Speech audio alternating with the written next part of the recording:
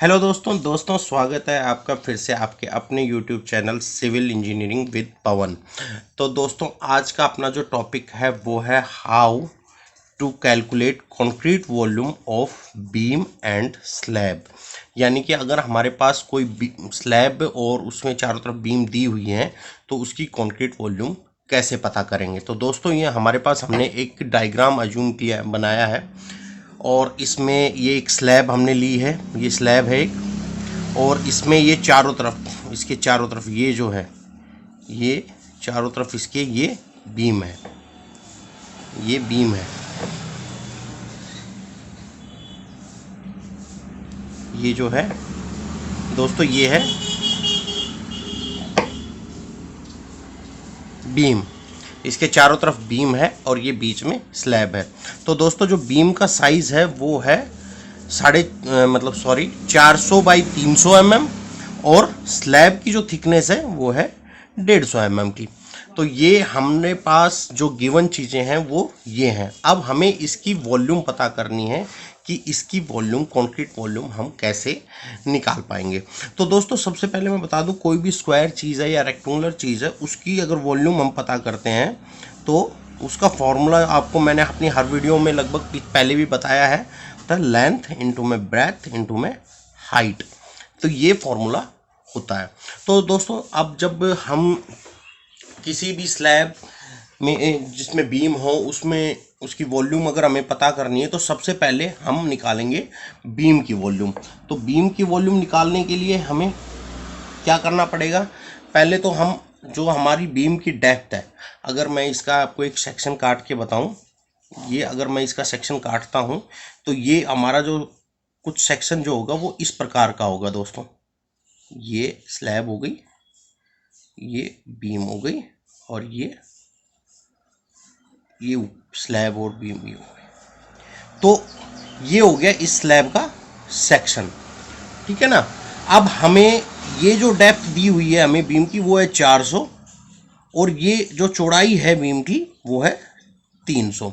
तो हमें अब सबसे पहले क्या करना है, हमें जो स्लैब है ये स्लैब का पार्ट अलग कर देना है और बीम का पार्ट अलग कर देना है।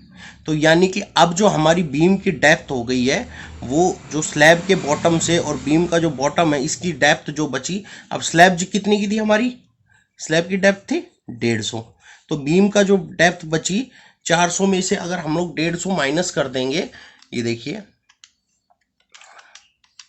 माइनस 150, तो ये बचेगा हमारे पास 250 mm। तो ये जो बीम की डेप्थ हमारी जो गिवन कैलकुलेटेड डेप्थ है वो आई 250 mm की दोस्तों।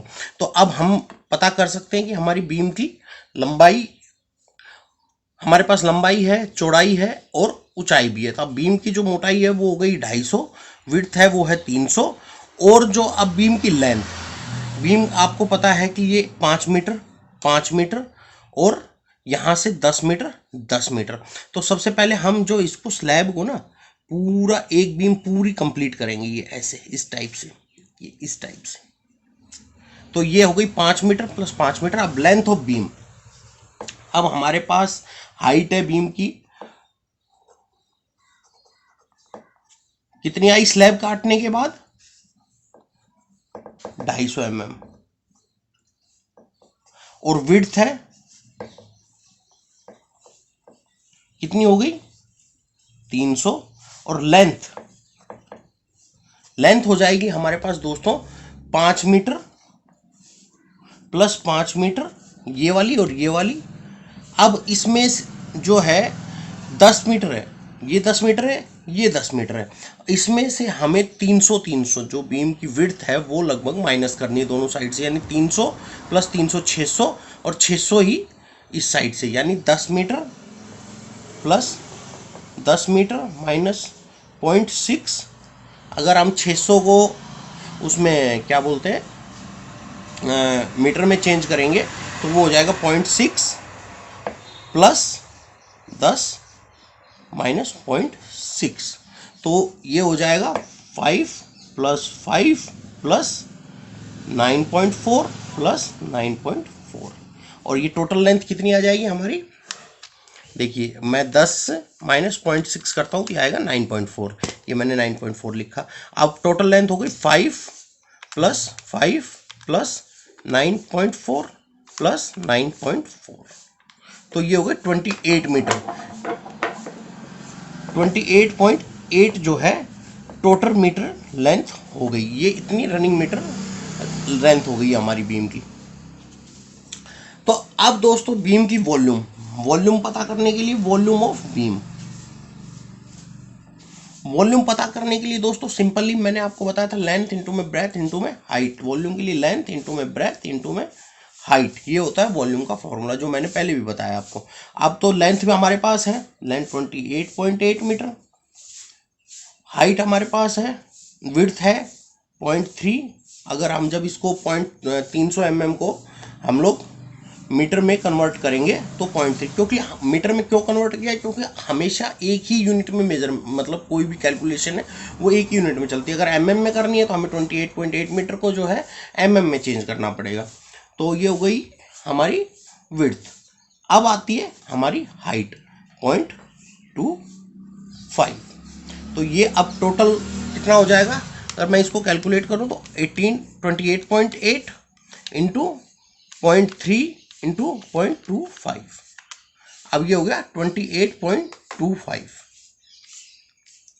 फिर से एक बार देख लेते हैं, 28.8 इंटू 0.3 इंटू 0.25, ये हो गया हमारा 2.16 m क्यूब। तो ये आ जाएगा हमारा 2.16 m क्यूब। ये हमारी हो गई बीम की वॉल्यूम। तो इसको चलो अब हम कर देते हैं 1 नंबर। तो हमने 1 नंबर में निकाल ली है बीम की वॉल्यूम। अब हम लोग निकालेंगे दोस्तों, ये तो हमने बीम की वॉल्यूम निकाल दी, अब निकालेंगे स्लैब की वॉल्यूम। अब स्लैब जो है आपको पता है हमने पूरी बीम के टॉप तक की जो स्लैब थी वो हटा दी थी।